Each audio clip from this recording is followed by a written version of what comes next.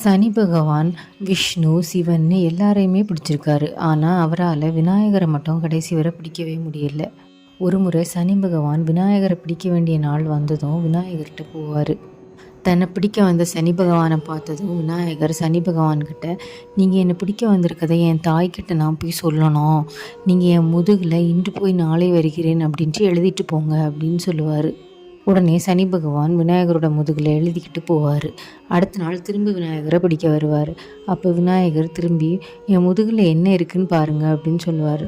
அதுக்கு இவர், இன்று போய் நாளை வருகிறேன் அப்படின்ட்டு சொல்லுவார். அப்போ நீங்கள் சொல்ல காப்பாற்றுவீங்கன்னு எனக்கு நம்பிக்கை இருக்குது, போயிட்டு வாங்க அப்படின்னு சனி பகவான் இந்த மாதிரி போயிட்டு வந்துட்டுருப்பார். 7வது நாள் வரும்போது விநாயகர், நீங்கள் என்னை பிடிக்கிறதுக்கு இருந்த 7.5 நாள் அவகாசமும் முடிஞ்சு போயிடுச்சு, என் முதுகில் இருக்கிறத அழிச்சிக்கிட்டு நீங்கள் போங்க அப்படின்னு சொல்லுவார். சனி பகவானும் வேறு வழி இல்லாமல் தன்னோட தோல்வியை ஒத்துப்பார்.